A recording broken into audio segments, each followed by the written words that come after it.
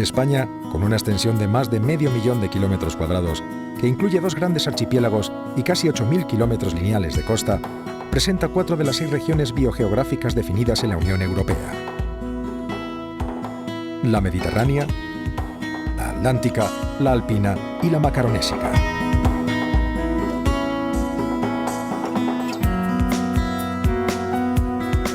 En el territorio español están presentes 141 de los 264 hábitats descritos como de interés comunitario en la Directiva Hábitats. Y se localizan el 37% del total de los taxones de la fauna y el 38% de los de flora existente en la Unión Europea.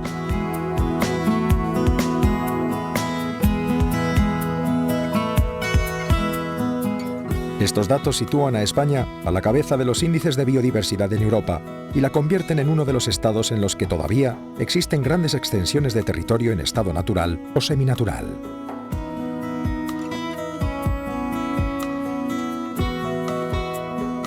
La diversidad de la naturaleza de nuestro país se refleja en parte en la red de parques nacionales, conformada por 14 parques nacionales y definida como un sistema integrado para la protección y gestión de una selección de las mejores muestras del patrimonio natural español, aún por completar.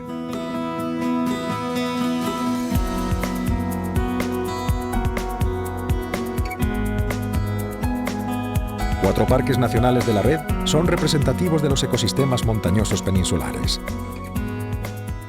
El Parque Nacional Picos de Europa representa la esencia del patrimonio natural de la Cordillera Cantábrica y constituye la mejor muestra de los sistemas naturales ligados al bosque atlántico.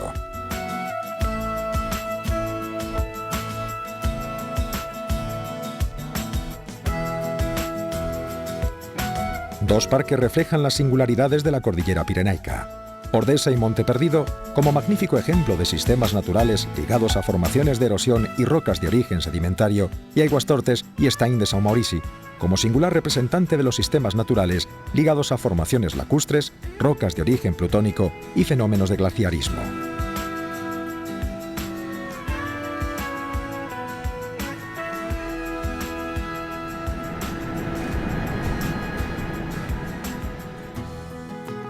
Y finalmente, el sistema bético tiene en el Parque Nacional Sierra Nevada el mejor modelo de los sistemas naturales ligados a la alta montaña mediterránea. Cada uno de los parques nacionales se puede calificar como único e irrepetible, pero existen también muchos rasgos comunes trazados por el parentesco de su orogenia y en particular por el modelado glaciar. Además, encontramos una flora común, la propia de la alta montaña, que se adaptó a idénticas limitaciones ambientales.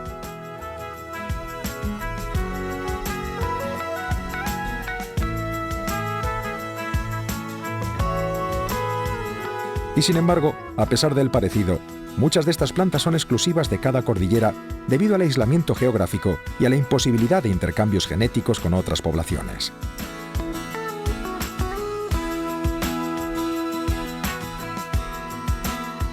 El caso más significativo es Sierra Nevada, ya que solo en las altas cumbres casi el 40% de los vegetales son endémicos.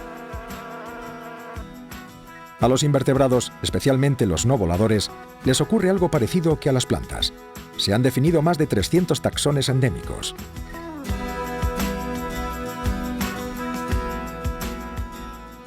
Las adaptaciones a las duras condiciones ambientales de la alta montaña supone cambios muy importantes a nivel fisiológico, tanto que les impide vivir en otros ambientes, lo que indirectamente provoca su aislamiento en las montañas y, por tanto, la ausencia de intercambio genético con poblaciones no necesariamente lejanas, facilitando de esta forma la aparición de endemismos.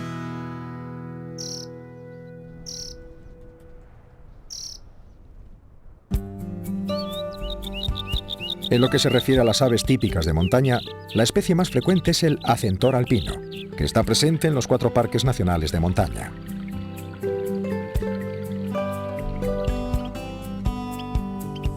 El gorrión alpino y la chova piquigualda se encuentran en 3 parques, en el de Picos de Europa y en los 2 pirenaicos. Y finalmente 2 especies de menor área de distribución, el agópodo alpino y el quebrantahuesos, cuentan con importantes poblaciones en los parques de Aiguastortes y Estañ de São Maurici y en Ordesa y Monte Perdido.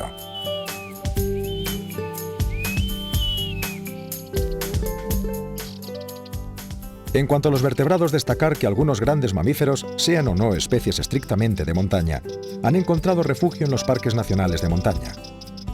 Es el caso del lobo, el oso, el rebeco pirenaico y su subespecie endémica del Cantábrico, y por último, la cabra montés, especie endémica de la península ibérica.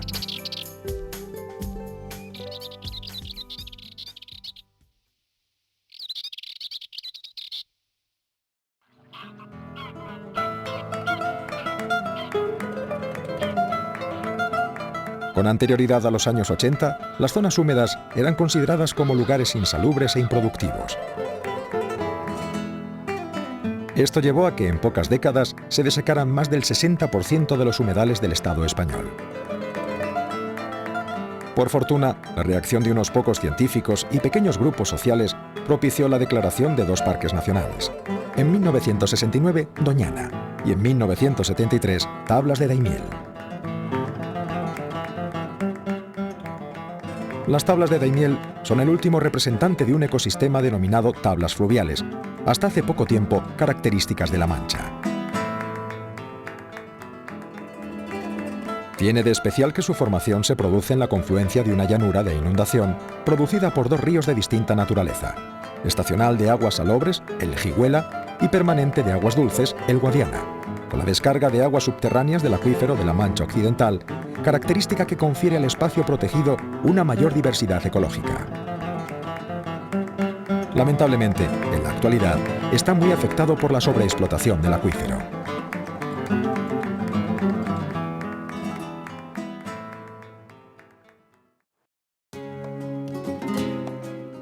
Doñana es un mosaico de paisajes, desde la costa con su playa salvaje, las dunas y los corrales, la vera, la marisma y el monte.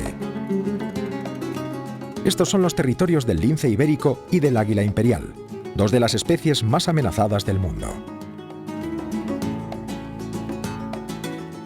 Para la declaración de ambos parques se tuvo muy en cuenta el valor faunístico y, en concreto, las aves acuáticas, puesto que son 2 enclaves importantísimos como áreas de paso a invernada en las rutas migratorias de muchas especies, así como lugar de reproducción. Doñana es el humedal más importante de nuestro país y uno de los mejores de Europa para las aves acuáticas invernantes.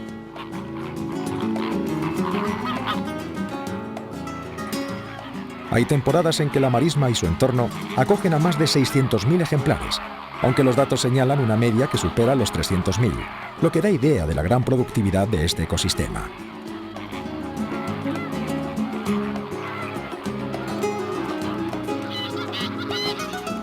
Una de las especies más abundantes es el ánsar común, ya que en los años propicios ha llegado a sobrepasar los 75.000 ejemplares, siendo el promedio de unos 45.000 individuos.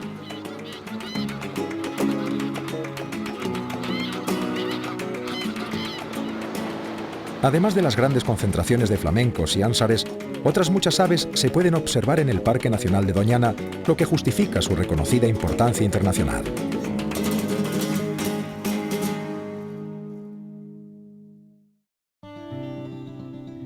Uno de los rasgos más característicos de la vegetación mediterránea es su biodiversidad, ya que coexisten variados grupos florísticos de distinto origen biogeográfico.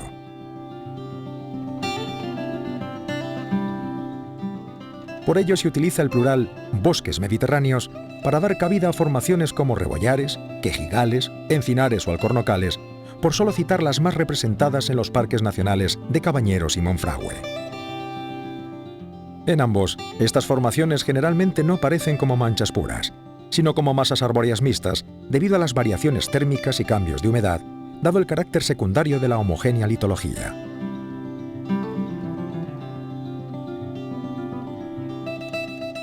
Solo cuando algunas de esas variables registran valores extremos, se traduce en el predominio de la especie mejor adaptada y, consecuentemente, la formación de masas más o menos monoespecíficas. Es el caso de los encinares xerófilos en las laderas de Solana, vertientes bien drenadas, lomos y cresterías. Aquí la encina es acompañada por el acebuche en las zonas más térmicas. Y como estrato arbustivo podemos encontrar olivillas, retamas y escobas. Y en las áreas más degradadas, los cantuesos, aulagas y jaras.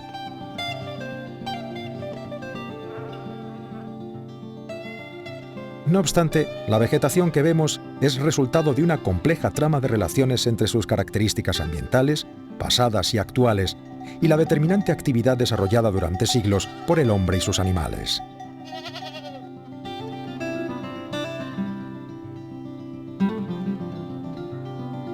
En las laderas de Umbría, donde la humedad es mayor y las temperaturas más suaves, la encina cede el protagonismo al alcornoque, que suele ir acompañado por algunos ejemplares de quejigo, arce de Montpellier o cornicabra. Junto a ellos se pueden encontrar durillos y madroños, especies que nos remiten a tiempos remotos cuando predominaba un clima subtropical. En este sentido es interesante destacar la presencia del loro, que en el caso del Parque Nacional de Cabañeros forma loreras localizadas en enclaves concretos como son los barrancos muy húmedos y con gran estabilidad térmica. Cabañeros y Monfragüe acogen algunas de las especies más significativas de la fauna española. Aquí podemos encontrar el lince, el águila imperial ibérica, la cigüeña negra y el buitre negro, carroñera que tiene aquí los núcleos de cría más importantes que existen. Pero además, estos dos parques constituyen el escenario de uno de los acontecimientos más espectaculares de la naturaleza española. Es la Berrea de los Ciervos, que transcurre entre los meses de septiembre y octubre.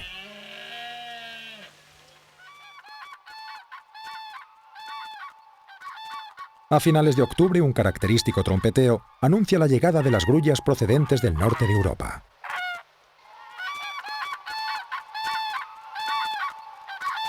Los bandos, dispuestos en la típica formación en V, se dirigen hacia las dehesas extremeñas como la de Monfragüe, aunque algunos grupos recalan en la Raña de Cabañeros.